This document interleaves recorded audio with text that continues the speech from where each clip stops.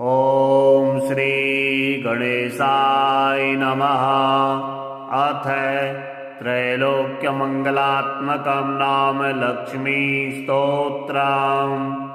नमः कल्याणदे देवी नमोस्तु हरिवल्लभे। नमो भक्तप्रिये देवी लक्ष्मी देवी नमोस्तु ते। नमो मायागृहीताङ्गी नमोस्तु हरिवल्लभे। सर्वेश्वरी नमस्तुभ्यां लक्ष्मी देवी नमोस्तु ते। महामाये विष्णुधर्मा पत्नी रूपे हरिप्रिये वाञ्छादात्री सुरेशानी लक्ष्मी देवी नमोस्तु ते। उद्यद्भानुसहस्राभि नयनत्रयभूषिते रत्नाधारे सुरेशानी लक्ष्मी देवी नमोस्तु ते। विचित्रवसने देवी भयदुःखविनाशिनी कुचभारनते देवी लक्ष्मी देवी नमोस्तु ते। साधकाभीष्टदे देवी अन्नदानरते नघे विष्णवानन्दप्रदे मातर लक्ष्मी देवी नमोस्तु ते। षड्कोणपद्ममध्यस्थे षडङ्गयुवती मयि ब्रह्मण्यादिस्वरूपे च लक्ष्मी देवी नमोस्तु ते। देवी त्वं चन्द्रवदने सर्वसाम्राज्यदायिनी सर्वानन्दकरे देवी लक्ष्मी देवी नमोस्तु ते। पूजाकाले पठेद्यस्तु स्तोत्रमेतत्समाहितः तस्य गेहे स्थिरा लक्ष्मीर्जायते नात्र संशयः। प्रातः काले पठेद्यस्तु मंत्रपूजा पुरःसरं तस्य चानुसमृद्धि स्यात् वर्धमानो दिने दिने। यस्मै कस्मै न दातव्यं न प्रकाश्यं कदाचन प्रकाशात् कार्यहानिः स्यात् तस्मात् यत्नेन गोपयेत्। त्रैलोक्यमङ्गलं नाम स्तोत्रमेतत् प्रकीर्तितं ब्रह्मविद्यास्वरूपं च महेश्वर्यप्रदायकं। पठनात् धारणान्मर्त्यस्त्रैलोक्येश्वरवान् भवेत्। यद्धृत्वा पठनादेव सर्वेश्वरमवाप्नुयुः। ब्रह्मा विष्णुश्च रुद्रस्य धारणात् पठनाद्यतः सृज्यत्वति हरित्येव कल्पे कल्पे पृथक् पृथक्। पुष्पाञ्जलष्टकं देव्यै मूले नैव पठेत्ततः। युगकालकृतायास्तु पूजायाः फलमवाप्नुयात्। प्रीतिमन्योन्यतः कृत्वा कमला निश्चला गृहे। वाणी वक्त्रे वशेस्तस्य सत्यं सत्यं न संशयः। अष्टोत्तरशतं पुरश्चर्या विधिः स्मृतः। भूर्जे विलिख्य गुलिकां स्वर्णस्थां धारयेद्यदि कण्ठे वा दक्षिणे बाह्यौ सोऽपि सर्वतपोमयः। ब्रह्मास्त्रादीनि शस्त्राणि तद्गात्रं प्राप्य पार्वती। माल्यानि कुसुमान्येव भवन्त्येव न संशयः। अस्यापि पठनात् सद्यः कुबेरोऽपि धनाधिपः। इन्द्राद्या सकला देवा धारणात् पठनाद्यतः। पुष्पाञ्जलष्टकं दिव्ये मूले नैव सकृत् पठेत्। संवत्सरकृतायास्तु पूजायाः फलमवाप्नुयात्। यो धारयति पुण्यात्मा त्रैलोक्यमङ्गलं त्विदं। स्तोत्रं तु परमं पुण्यं सोऽपि पुण्यवतां वरः। सर्वेश्वर्यतो भूत्वा त्रैलोक्यविजयी भवेत्। पुरुषो दक्षिणे बाहौ नारी वामभुजे तथा। ब्रह्मास्त्रादीनि शस्त्राणि नैव कृतन्ति तं जनं। पठेद्वा धारयेद्वापि यो नरो भक्तितत्परः। एतत्तु स्तोत्रमज्ञात्वा योऽर्चयेत् जगदीश्वरीं। दारिद्र्यं परमं प्राप्य सोच्चिरान् मृत्युमवाप्नुयात्। यः पठे प्रातरुत्थाय सर्वतीर्थफलं लभेत्। यः पठेदुभयो सन्ध्योस् तस्य विघ्नो न विद्यते।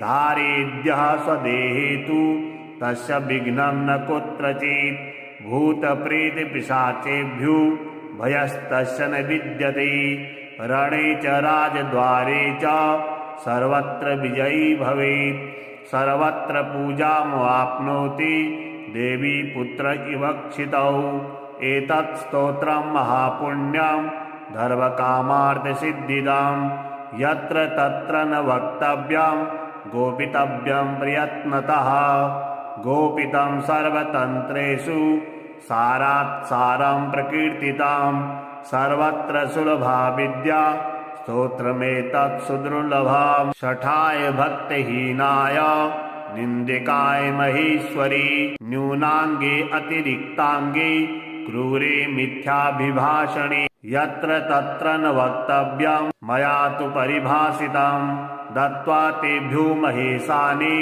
नश्यन्ति सिद्धयः क्रमात् मन्त्रा पराङ्मुखायान्ति शापं दत्त्वा सुदारुणं शुभं च भवेत् तस्य तस्माद्यत्नेन गोपयेत् गोरोचना कुङ्कुमेन भोजपत्रे महेश्वरी लिखित्वा शुभयोगे च ब्रह्मेन्द्रौ विधृतौ तथा कुमारीं पूजयित्वा तु देवी सूक्तं निवेद्य च पठित्वा भोजयेद्विप्रान् धनवान् वेदपारगान् मासमेकं पठेद्यस्तु प्रत्यहं नियता शुचिः दिवा भवेत् भविष्यासि रात्रौ भक्तिपरायणः तस्य सर्वार्थसिद्धिः स्यात् सत्यं सत्यं महेश्वरी षड्सहस्रप्रमाणेन प्रत्यहं प्रजपेत् सदा षण्मासार्वात्रिभिर्मासै खेचरो भविद्ध्रुवम्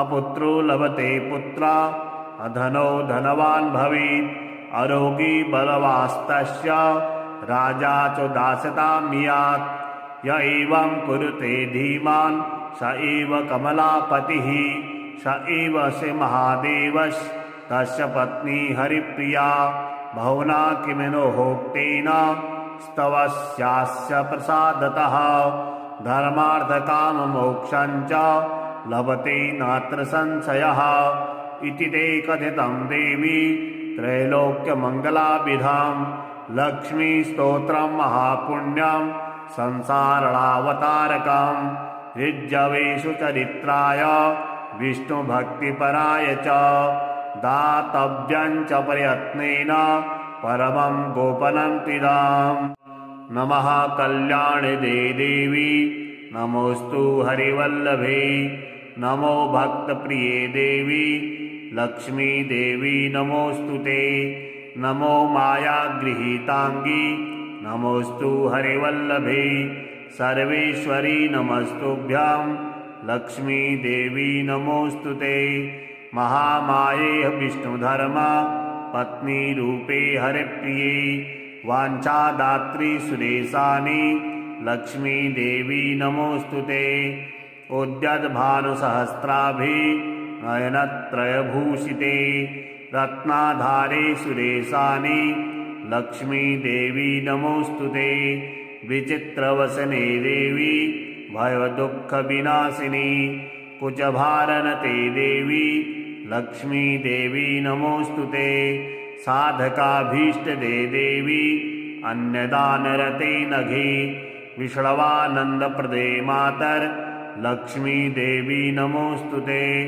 षड्कोणपद्ममध्यस्थे षडङ्गयुवती मयि ब्रह्मण्यादिस्वरूपे च लक्ष्मी देवी नमोऽस्तु ते देवी त्वं चन्द्रवदने सर्वसाम्राज्यदायिनी सर्वानन्दकरे देवी लक्ष्मी देवी नमोऽस्तु ते पूजाकाले पठेद्यस्तु स्तोत्रमेतत् समाहितः तस्य गेहि स्थिरा लक्ष्मीर्जायते नात्र संशयः प्रातः काले पठेद्यस्तु मन्त्रपूजा पुरःसरं तस्य चानुसमृद्धिः स्यात् वर्धमानो दिने दिने यस्मै कस्मै न दातव्यं न प्रकाश्यं कदाचन प्रकाशात् कार्यहानिः स्यात् तस्मात् यत्नेन गोपयेत् त्रैलोक्यमङ्गलं नाम स्तोत्रमेतत् प्रकीर्तिताम् ब्रह्मविद्यास्वरूपं च महेश्वर्यप्रदायकम् पठनाद्धरणन्मर्त्यस्त्रैलोक्येश्वरवान् भवेत् यद्धृत्वा पठनादेव सर्वेश्वरमवाप्नुयुः ब्रह्मा विष्णुश्च रुद्रश्च धारणात् पठनाद्यतः सृज्यत्वति हरित्येव कल्पे कल्पे पृथक् पृथक् पुष्पाञ्जलष्टकं देव्यै मूलेनैव पठेत्ततः युगकालकृतायास्तु पूजायाः फलमवाप्नुयात् प्रीतिमन्योन्यतः कृत्वा कमला निश्चला गृहे वाणी वक्त्रे वशेस्तस्य सत्यं सत्यं न संशयः अष्टोत्तरशतञ्चास्य पुरश्चर्या विधिः स्मृतः भूर्जे विलिख्य गुलिकां स्वर्णस्थां धारयेद्यदि कण्ठे वा दक्षिणे बाह्यौ सोऽपि सर्वतपोमयः ब्रह्मास्त्रादीनि शस्त्राणि तद्गात्रं प्राप्य पार्वती माल्यानि कुसुमान्येव भवन्त्येव न संशयः अस्यापि पठनात् सद्यः कुबेरोऽपि धनाधिपः इन्द्राद्या सकला देवा धारणात् पठनाद्यतः पुष्पाञ्जलष्टकं दिव्ये मूलेनैव सकृत् पठेत् संवत्सरकृतायास्तु पूजायाः फलमवाप्नुयात् यो धारयति पुण्यात्मा त्रैलोक्यमङ्गलं त्विदम् स्तोत्रं तु परमं पुण्यं सोऽपि पुण्यवतां वरः सर्वेश्वरयुतो भूत्वा त्रैलोक्यविजयी भवेत्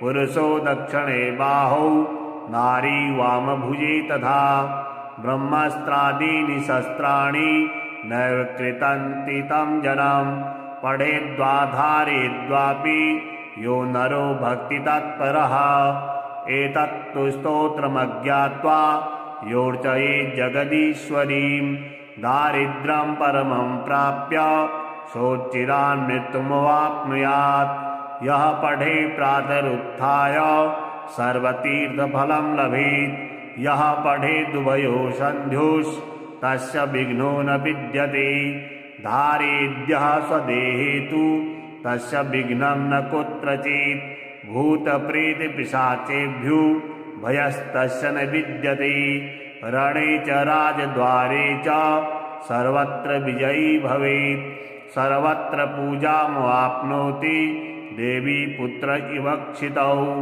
एतत् स्तोत्रं महापुण्यं धर्मकामार्थसिद्धिदं यत्र तत्र न वक्तव्यं गोपितव्यं प्रयत्नतः गोपितं सर्वतन्त्रेषु सारात् सारं प्रकीर्तितं सर्वत्र सुलभा विद्या स्तोत्रमेतत् सुदुर्लभं शठाय भक्तिहीनाय निन्दिकाय महेश्वरी न्यूनाङ्गे अतिरिक्ताङ्गे क्रूरे मिथ्याभिभाषणे यत्र तत्र न वक्तव्यं मया तु परिभाषितं दत्त्वा तेभ्यो महेशानि नश्यन्ति सिद्धयः क्रमात् मन्त्रा पराङ्मुखायान्ति शापं दत्त्वा सुदारुणं शुभं च भवेत् तस्य तस्माद्यत्नेन गोपयेत् गोरोचना कुङ्कुमेन भोजपत्रे महेश्वरी लिखित्वा शुभयोगे च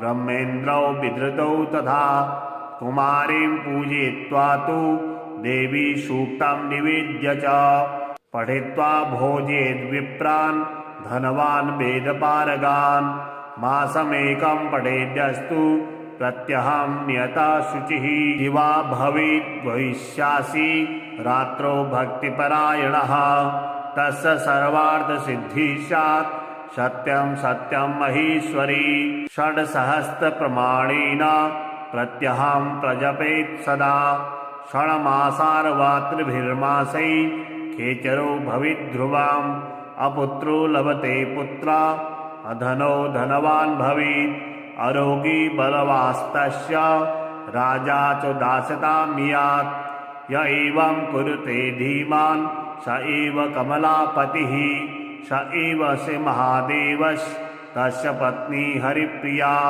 बहुना किमिनो होक्तेन स्तवस्यास्य प्रसादतः धर्मार्थकाममोक्षं च लभते नात्र संशयः इति ते कथितं देवी त्रैलोक्यमङ्गलाभिधां लक्ष्मीस्तोत्रं महापुण्यं संसारणावतारकं ऋज्जवेषु चरित्राय विष्णुभक्तिपराय च दातव्यं च प्रयत्नेन परमं गोपनं त्विदाम् नमः कल्याणदे देवी नमोऽस्तु हरिवल्लभे नमो भक्तप्रिये देवी लक्ष्मी देवी नमोऽस्तु ते नमो मायागृहीताङ्गी नमोऽस्तु हरिवल्लभे सर्वेश्वरी नमस्तुभ्यां लक्ष्मी देवी नमोऽस्तु ते महामाये विष्णुधर्म पत्नी रूपे हरिप्रिये वाञ्छादात्री सुरेशानि लक्ष्मी देवी नमोऽस्तु ते उद्यद्भानुसहस्राभि नयनत्रयभूषिते रत्नाधारे सुरेशानि लक्ष्मी देवी नमोऽस्तु ते विचित्रवसने देवी भयदुःखविनाशिनी कुचभारनते देवी लक्ष्मी देवी नमोऽस्तु ते साधकाभीष्टदे देवी अन्यदानरते नघे विष्णवानन्दप्रदे मातर लक्ष्मी देवी नमोऽस्तु ते षड्कोणपद्ममध्यस्थे षडङ्गयुवती मयि ब्रह्मण्यादिस्वरूपे च लक्ष्मी देवी नमोऽस्तु ते देवी त्वं चन्द्रवदने सर्वसाम्राज्यदायिनी सर्वानन्दकरे देवी लक्ष्मी देवी नमोऽस्तु ते पूजाकाले पठेद्यस्तु स्तोत्रमेतत् समाहितः तस्य गेहि स्थिरा लक्ष्मीर्जायते नात्र संशयः प्रातः काले पठेद्यस्तु मन्त्रपूजा पुरःसरं तस्य चानुसमृद्धिः स्यात् वर्धमानो दिने दिने यस्मै कस्मै न दातव्यं न प्रकाश्यं कदाचन प्रकाशात् कार्यहानिः स्यात् तस्मात् यत्नेन गोपयेत् त्रैलोक्यमङ्गलं नाम स्तोत्रमेतत् प्रकीर्तितां ब्रह्मविद्यास्वरूपं च महेश्वर्यप्रदायकं पठनात् धारणान्मर्त्यस्त्रैलोक्येश्वरवान् भवेत् यद्धृत्वा पठनादेव सर्वेश्वरमवाप्नुयुः ब्रह्मा विष्णुश्च रुद्रश्च धारणात् पठनाद्यतः सृज्यत्वति हरित्येव कल्पे कल्पे पृथक् पृथक् पुष्पाञ्जलष्टकं देव्यै मूले नैव पठेत्ततः युगकालकृतायास्तु पूजायाः फलमवाप्नुयात् प्रीतिमन्योन्यतः कृत्वा कमला निश्चला गृहे वाणी वक्त्रे वशेस्तस्य सत्यं सत्यं न संशयः अष्टोत्तरशतञ्चास्य पुरश्चर्या विधिः स्मृतः भूर्जे विलिख्य गुलिकां स्वर्णस्थां धारयेद्यदि कण्ठे वा दक्षिणे बाह्यौ सोऽपि सर्वतपोमयः ब्रह्मास्त्रादीनि शस्त्राणि तद्गात्रं प्राप्य पार्वती माल्यानि कुसुमान्येव भवन्त्येव न संशयः अस्यापि पठनात् सद्यः कुबेरो अपि धनाधिपः इन्द्राद्या सकला देवा धारणात् पठनाद्यतः पुष्पाञ्जलष्टकं दिव्ये मूले नैव सकृत् पठेत् संवत्सरकृतायास्तु पूजायाः फलमवाप्नुयात् यो धारयति पुण्यात्मा त्रैलोक्यमङ्गलं त्विदं स्तोत्रं तु परमं पुण्यं सोऽपि पुण्यवतां वरः सर्वेश्वर्यतो भूत्वा त्रैलोक्यविजयी भवेत् पुरुषो दक्षिणे बाहौ नारी वामभुजे तथा ब्रह्मास्त्रादीनि शस्त्राणि नैव कृतन्ति तं जनं पठेद्वा धारयेद्वापि यो नरो भक्तितत्परः एतत्तु स्तोत्रमज्ञात्वा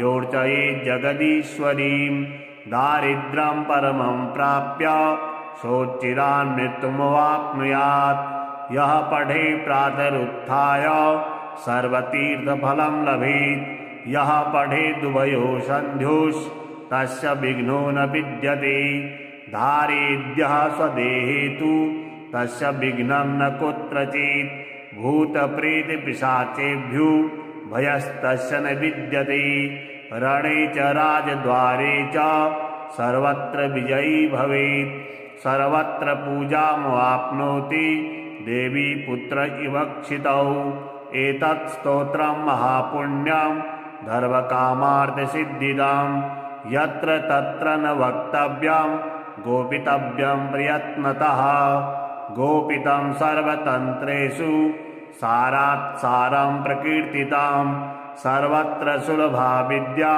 स्तोत्रमेतत् सुदुर्लभं शठाय भक्तिहीनाय निन्दिकाय महेश्वरी न्यूनाङ्गे अतिरिक्ताङ्गे क्रूरे मिथ्याभिभाषणे यत्र तत्र न वक्तव्यं मया तु परिभाषितं दत्त्वा तेभ्यो महेशानि नश्यन्ति सिद्धयः क्रमात् मन्त्रा पराङ्मुखायान्ति शापं दत्त्वा सुदारुणं शुभं च भवेत् तस्य तस्माद्यत्नेन गोपयेत् गोरोचना कुङ्कुमेन भोजपत्रे महेश्वरी लिखित्वा शुभयोगे च ब्रह्मेन्द्रौ विधृतौ तथा कुमारीं पूजयित्वा तु देवी सूक्तं निवेद्य च पठित्वा भोजयेद्विप्रान् धनवान् वेदपारगान् मासमेकं पठेद्यस्तु प्रत्यहं नियता शुचिः दिवा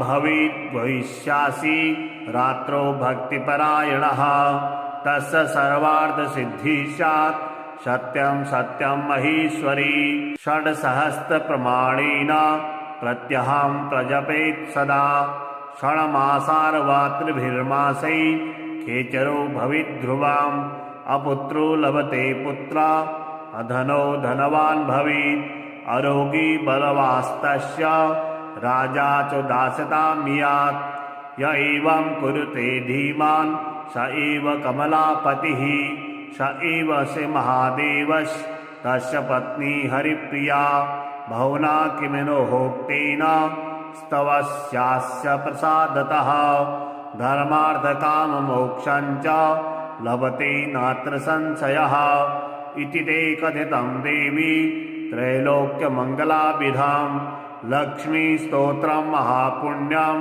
संसारणावतारकं ऋज्जवेषु चरित्राय विष्णुभक्तिपराय च दातव्यं च प्रयत्नेन परमं गोपनं नमः कल्याणदे देवी नमोऽस्तु हरिवल्लभे नमो भक्तप्रिये देवी लक्ष्मी देवी नमोऽस्तु ते नमो मायागृहीताङ्गी नमोऽस्तु हरिवल्लभे सर्वेश्वरी नमस्तुभ्यां लक्ष्मी देवी नमोऽस्तु ते महामाये विष्णुधर्म पत्नी रूपे हरिप्रिये वाञ्छादात्री सुरेशानि लक्ष्मी देवी नमोऽस्तु ते उद्यद्भानुसहस्राभि नयनत्रयभूषिते रत्नाधारे सुरेशानि लक्ष्मी देवी नमोऽस्तु ते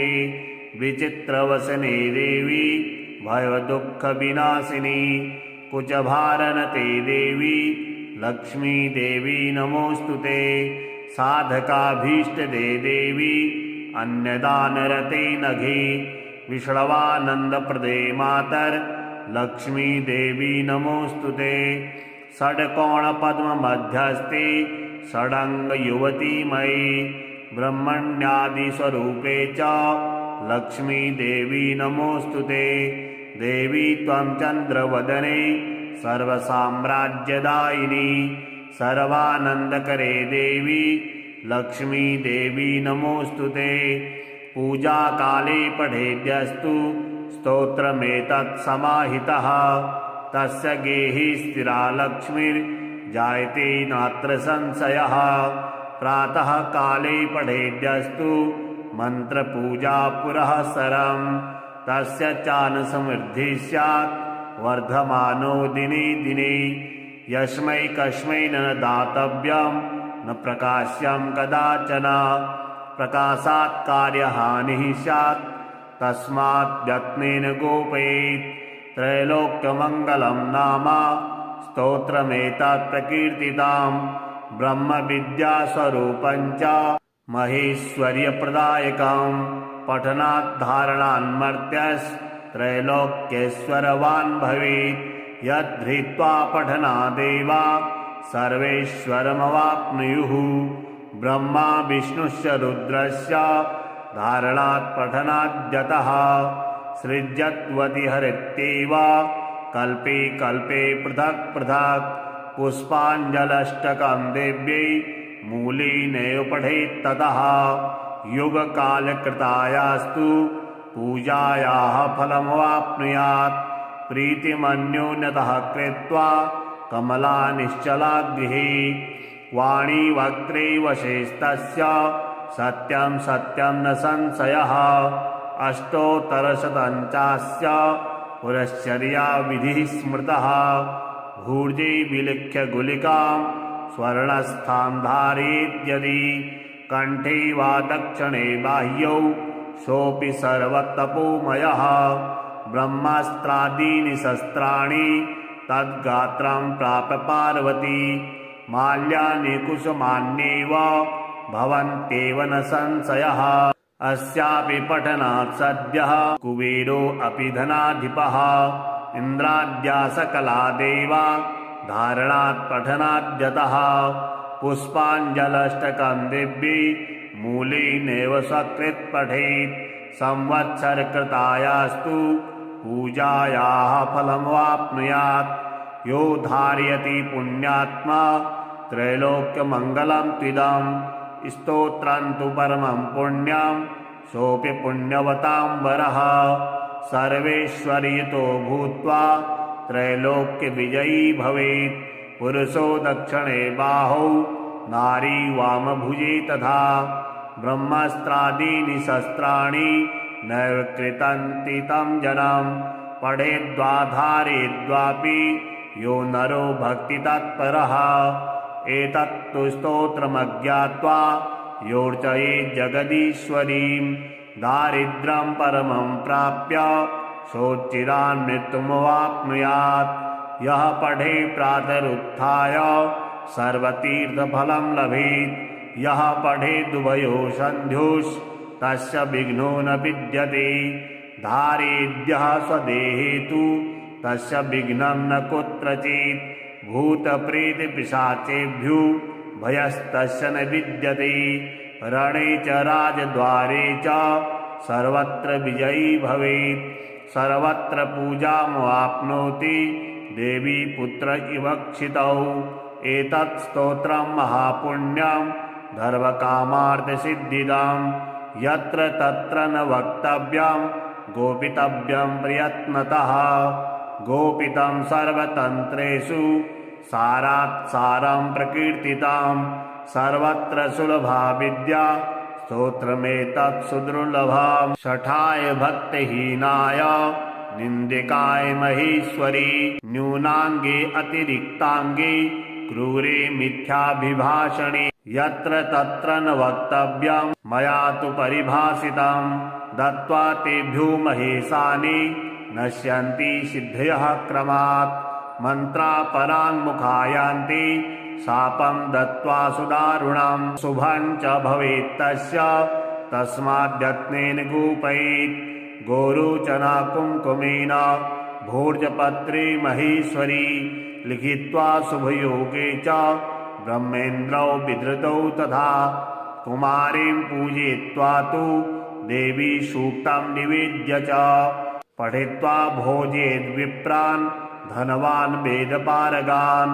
मासमेकं पठेद्यस्तु प्रत्यहं नियता शुचिः। दिवा भवेत् भविष्यासि रात्रौ भक्तिपरायणः। तस्य सर्वार्थसिद्धिः स्यात् सत्यं सत्यं महेश्वरी षड्सहस्रप्रमाणेन प्रत्यहं प्रजपेत् सदा षण्मासार्वात्रिभिर्मासै खेचरो भविद्ध्रुवाम् अपुत्रो लभते पुत्रा अधनो धनवान् भवेत् अरोगी बलवास्तस्य राजा च दास्यतां यात् य एवं कुरुते धीमान् स एव कमलापतिः स एव से महादेवस्तस्य पत्नी हरिप्रिया बहुना किमिनोक्तेन स्तवस्यास्य प्रसादतः धर्मार्थकाममोक्षं च लभते नात्र संशयः इति ते कथितं देवी त्रैलोक्यमङ्गलाभिधां लक्ष्मीस्तोत्रं महापुण्यं संसारणावतारकं ऋज्जवेषु चरित्राय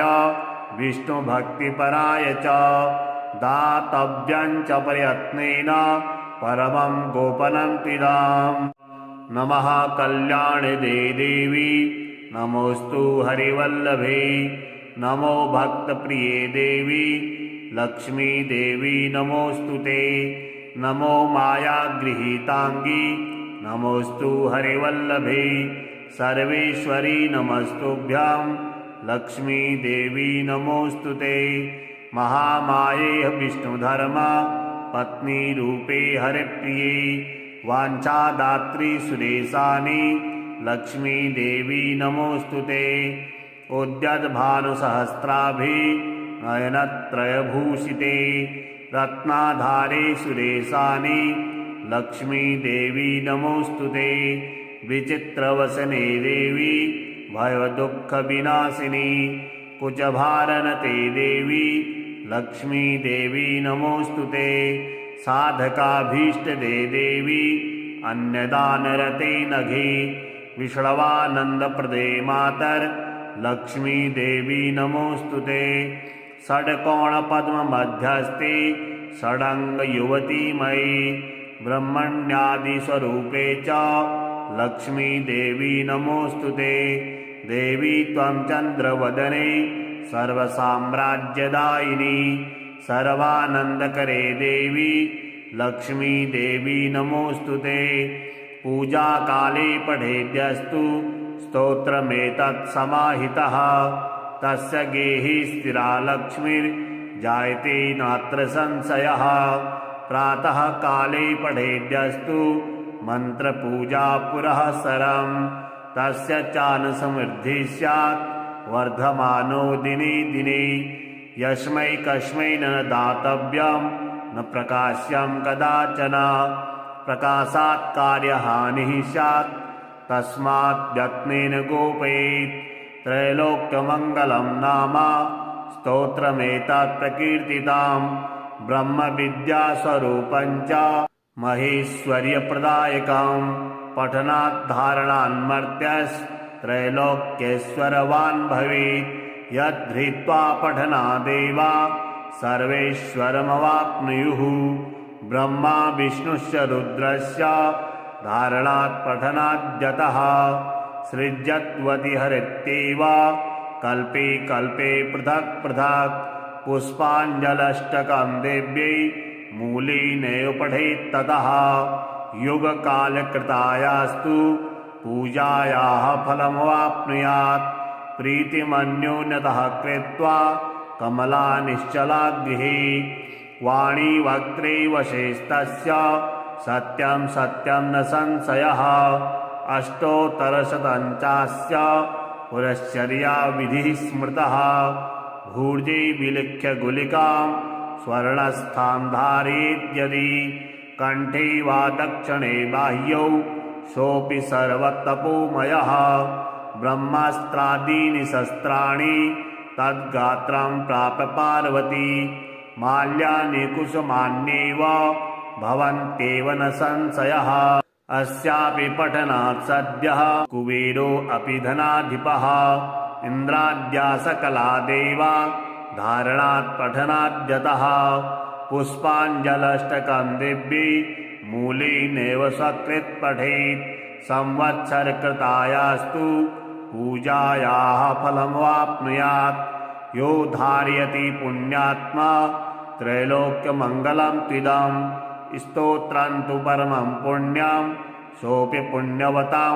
वरः सर्वेश्वरयुतो भूत्वा त्रैलोक्यविजयी भवेत् पुरुषो दक्षिणे बाहौ नारी वामभुजे तथा ब्रह्मास्त्रादीनि शस्त्राणि नैव कृतन्ति तं जनं पठेद्वा धारयेद्वापि यो नरो भक्तितत्परः एतत्तु स्तोत्रमज्ञात्वा योऽर्चयेत् जगदीश्वरीं दारिद्र्यं परमं प्राप्य सोच्चिरान् मृत्युमवाप्नुयात् यः पठे प्रातरुत्थाय सर्वतीर्थफलं लभेत् यः पठेदुभयो सन्ध्योस्तस्य विघ्नो न विद्यते धारेद्यः स्वदेहे तु तस्य विघ्नं न कुत्रचित् भूतप्रेतपिशाचेभ्यो भयस्तस्य न विद्यते रणे च राजद्वारे च सर्वत्र विजयी भवेत्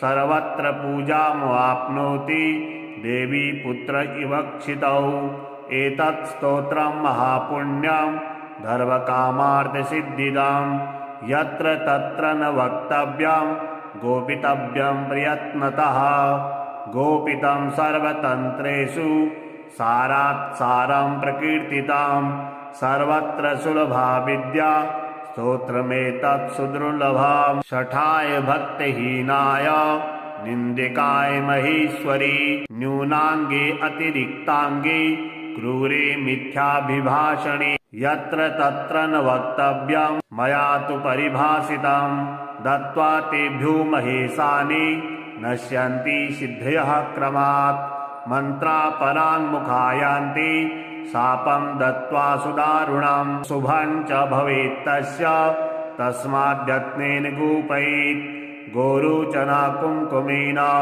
भोजपत्रे महेश्वरी लिखित्वा शुभयोगे च ब्रह्मेन्द्रौ विधृतौ तथा कुमारीं पूजयित्वा तु देवी सूक्तं निवेद्य च पठित्वा भोजयेद्विप्रान् धनवान् वेदपारगान् मासमेकं पठेद्यस्तु प्रत्यहं नियता शुचिः दिवा भवेत् भविष्यासि रात्रौ भक्तिपरायणः तस्य सर्वार्थसिद्धिः स्यात् सत्यं सत्यं महेश्वरी षड्सहस्रप्रमाणेन प्रत्यहं प्रजपेत् सदा षण्मासार्वात्रिभिर्मासै खेचरो भविद्ध्रुवम् अपुत्रो लभते पुत्रा अधनो धनवान् भवेत् आरोगी बलवास्तस्य राजा च दास्यतामियात् य एवं कुरुते धीमान् स एव कमलापतिः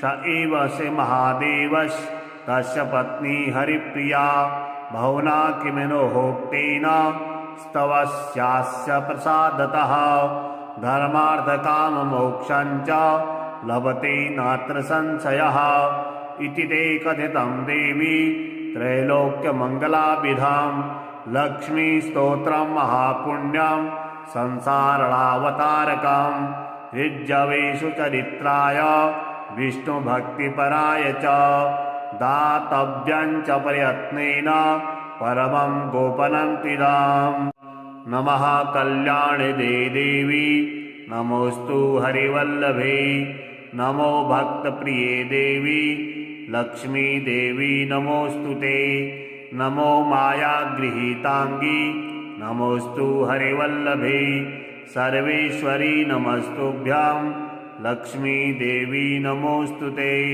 महामाये विष्णुधर्म पत्नी रूपे हरिप्रिये वाञ्छादात्री सुरेशानि लक्ष्मी देवी नमोऽस्तु ते उद्यद्भानुसहस्राभि नयनत्रयभूषिते रत्नाधारे सुरेशानि लक्ष्मी देवी नमोऽस्तु ते विचित्रवसने देवी भयदुःखविनाशिनी कुचभारनते देवी लक्ष्मी देवी नमोऽस्तु ते साधकाभीष्टदे देवी अन्यदानरते नघे विष्णवानन्दप्रदे मातर लक्ष्मी देवी नमोऽस्तु ते षड्कोणपद्ममध्यस्थे षडङ्गयुवतीमयी ब्रह्मण्यादिस्वरूपे च लक्ष्मीदेवी नमोऽस्तु ते। देवी त्वं चन्द्रवदने सर्वसाम्राज्यदायिनी सर्वानन्दकरे देवी लक्ष्मीदेवी नमोऽस्तु ते। पूजाकाले पठेद्यस्तु स्तोत्रमेतत् समाहितः तस्य गेहि स्थिरा लक्ष्मीर्जायते नात्र संशयः। प्रातः काले पठेद्यस्तु मन्त्रपूजा पुरःसरं तस्य चानुसमृद्धिः स्यात् वर्धमानो दिने दिने। यस्मै कस्मै न दातव्यं न प्रकाश्यं कदाचन प्रकाशात् कार्यहानिः स्यात् तस्मात् यत्नेन गोपयेत्। त्रैलोक्यमङ्गलं नाम स्तोत्रमेतत् प्रकीर्तितं ब्रह्मविद्यास्वरूपं च महेश्वर्यप्रदायकं। पठनात् धारणान्मर्त्यस्त्रैलोक्येश्वरवान् भवेत्। यद्धृत्वा पठनादेव सर्वेश्वरमवाप्नुयुः। ब्रह्मा विष्णुश्च रुद्रस्य धारणात् पठनाद्यतः सृज्यत्वति हरित्येव कल्पे कल्पे पृथक् पृथक्। पुष्पाञ्जलष्टकं देव्यै मूलेनैव पठेत्ततः। युगकालकृतायास्तु पूजायाः फलमवाप्नुयात्। प्रीतिमन्योन्यतः कृत्वा कमला निश्चला गृहे। वाणी वक्त्रे वशेस्तस्य सत्यं सत्यं न संशयः। अष्टोत्तरशतञ्चास्य पुरश्चर्या विधिः स्मृतः। भूर्जे विलिख्य गुलिकां स्वर्णस्थां धारयेद्यदि कण्ठे वा दक्षिणे बाह्यौ सोऽपि सर्वतपोमयः। ब्रह्मास्त्रादीनि शस्त्राणि तद्गात्रं प्राप्य पार्वती। माल्यानि कुसुमान्येव भवन्त्येव न संशयः। अस्यापि पठनात् सद्यः कुबेरो अपि धनाधिपः। इन्द्राद्या सकला देवा धारणात् पठनाद्यतः। पुष्पाञ्जलष्टकं दिव्ये मूलेनैव सकृत् पठेत्। संवत्सरकृतायास्तु पूजायाः फलमवाप्नुयात्। यो धारयति पुण्यात्मा त्रैलोक्यमङ्गलं त्विदं। स्तोत्रं तु परमं पुण्यं सोऽपि पुण्यवतां वरः। सर्वेश्वर्यतो भूत्वा त्रैलोक्यविजयी भवेत्। पुरुषो दक्षिणे बाहौ नारी वामभुजे तथा। ब्रह्मास्त्रादीनि शस्त्राणि नैव कृतन्ति तं जनं। पठेद्वा धारयेद्वापि यो नरो भक्तितत्परः। एतत्तु स्तोत्रमज्ञात्वा योऽर्चयेत् जगदीश्वरीं। दारिद्र्यं परमं प्राप्य सोच्चिरान् मृत्युमवाप्नुयात्। यः पठे प्रातरुत्थाय सर्वतीर्थफलं लभेत्। यः पठेदुभयो सन्ध्योस्तस्य विघ्नो न विद्यते। धारयेद्यः स्वदेहे तु तस्य विघ्नं न कुत्रचित्। भूतप्रेतपिशाचेभ्यो भयस्तस्य न विद्यते। रणे च राजद्वारे च सर्वत्र विजयी भवेत्। सर्वत्र पूजामवाप्नोति देवी पुत्र इव क्षितौ। एतत् स्तोत्रं महापुण्यं धर्मकामार्थसिद्धिदं। यत्र तत्र न वक्तव्यं गोपितव्यं प्रयत्नतः। गोपितं सर्वतन्त्रेषु सारात् सारं प्रकीर्तितं। सर्वत्र सुलभा विद्या स्तोत्रमेतत् सुदुर्लभम्। शठाय भक्तिहीनाय निन्दिकाय महेश्वरी। न्यूनाङ्गे अतिरिक्ताङ्गे क्रूरे मिथ्याभिभाषणे। यत्र तत्र न वक्तव्यं मया तु परिभाषितं। दत्त्वा तेभ्यो महेशानि नश्यन्ति सिद्धयः क्रमात्। मन्त्रापराङ्मुखायान्ति शापं दत्त्वा सुदारुणं। शुभं च भवेत्तस्य तस्माद्यत्नेन गोपयेत्।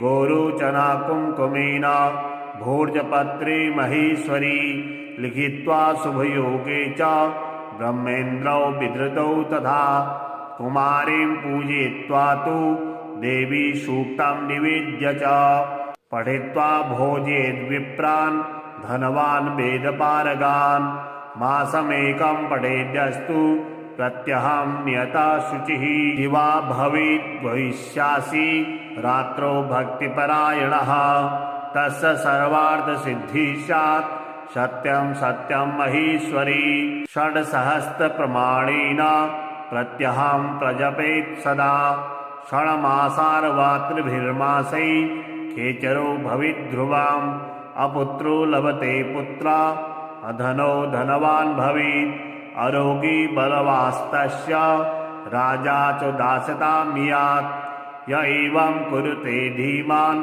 स एव कमलापतिः स एव से महादेवस्तस्य पत्नी हरिप्रिया बहुना किमिनोक्तेन स्तवस्यास्य प्रसादतः धर्मार्थकाममोक्षं च लभते नात्र संशयः इति ते कथितं देवी त्रैलोक्यमङ्गलाभिधां लक्ष्मीस्तोत्रं महापुण्यं संसारणावतारकं ऋज्जवेषु चरित्राय विष्णुभक्तिपराय च दातव्यं च प्रयत्नेन परमं गोपनं तिदाम्।